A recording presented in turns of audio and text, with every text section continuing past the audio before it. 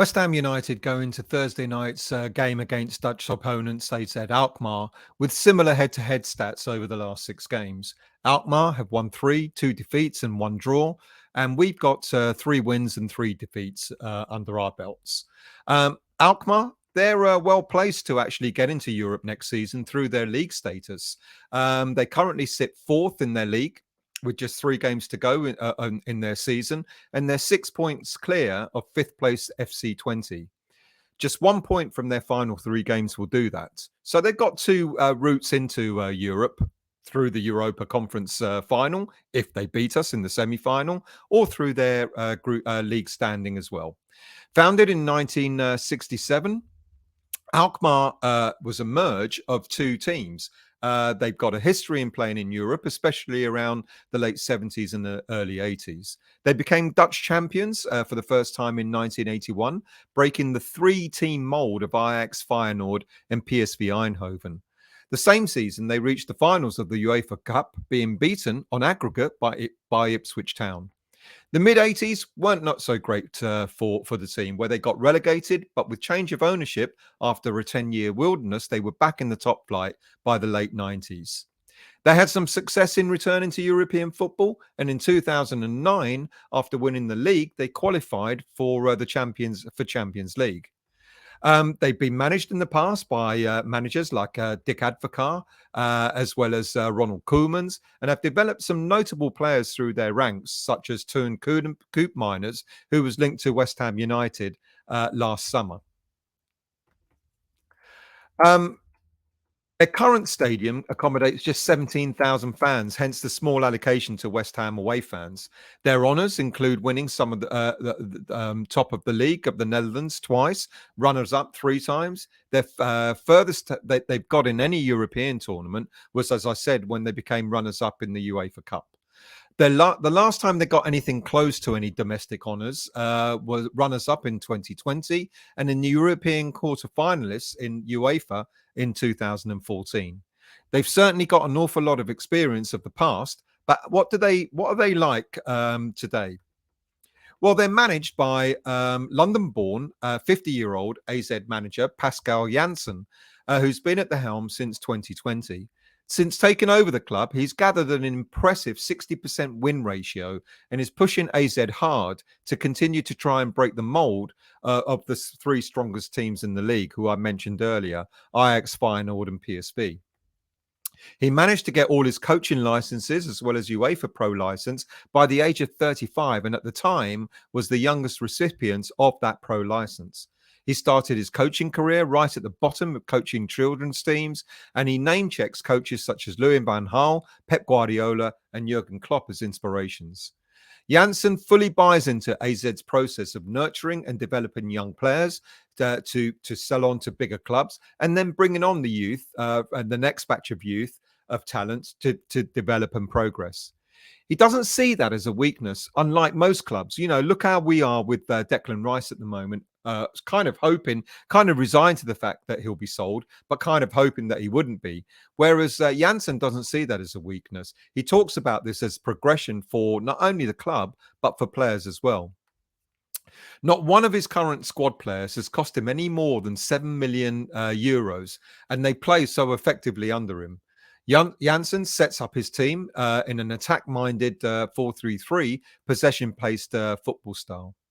So how did they get to the last 4 of this tournament? They won their last 16 game against favourites of one of the favourites of the competition, Lazio, where they beat them 2-1 both at home and away. Then they went on to beat Anderlecht, but only through penalties when they came back from a 2-0 first leg deficit to make it 2-2. They beat Anderlecht 4-1 on penalties. Despite losing the first leg, they still had 51% possession with 12 shots, which 2 were on target, and a decent 86% pass success rate.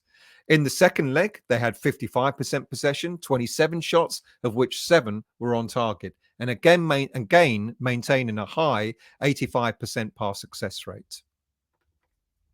They do have some key players missing, with left back Milos Kerkez suspended for the first leg. Kerkez was booked in the second leg of their quarter-final win against Anderlecht. They've also got some other players missing, such as Bruno Martins Indy, central defender, as well as Danny De Witt, who's already scored 13 goals in all competitions this season. However, wingers Jens Odgaard and Jesper Karlsson are big threats will be big threats against West Ham, as well as their top goal assist right back, Japanese international Yukinari Sagarawa. And of course, their top goal scorer, striker Vangelis Pavlidis, who's a Greek international, who scored 22 goals in all competitions so far this season. So they're not going to be a walkover by any stretch of the imagination. They're a possession-based football team.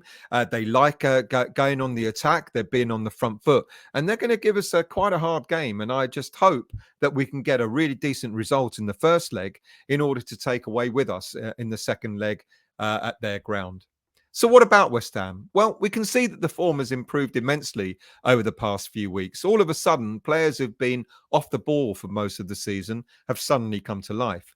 Thilo Kehrer was superb against Arsenal and Man United recently. Naifa Gerd looks comfortable when playing alongside stalwart Ogbonna. But with rumours that Zuma is back, it would be interesting to see whether Moyes recalls him or keeps the partnership of a Gerd and Ogbonna. Thomas Souček, Declan Rice, and Lucas Paquetá all played superbly against Man United on Sunday. And Antonio has also finally woken up to be the player that we all know he can be up front. Will Moyes make any changes to the lineup? Well, I think we can safely say that Areola will come in goal. We will see whether Zuma returns or not. I would imagine Emerson will come in for Cresswell. I think Moyes will put out a strong midfield of Souček, Rice and Paquetá.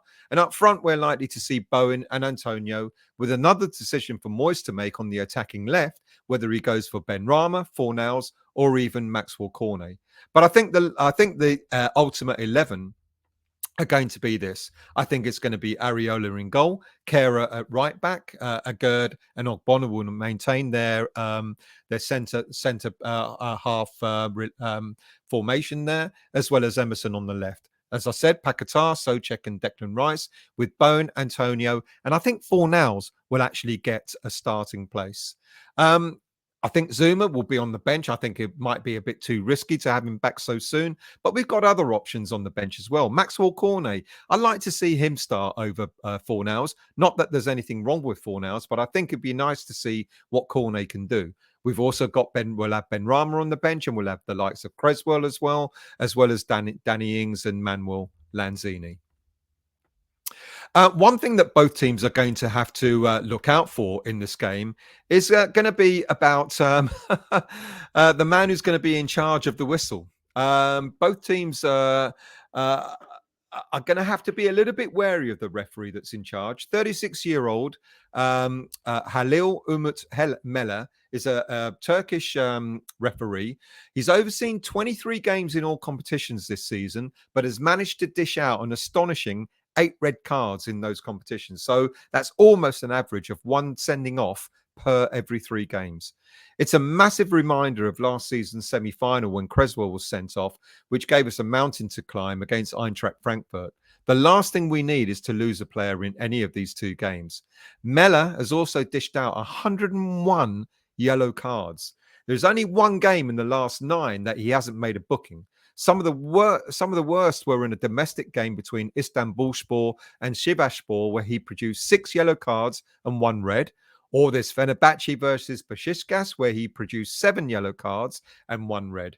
This ref is card happy, and I cannot see our 90 minutes going by with several yellow cards being produced. But let's hope that there are no red cards being produced as well.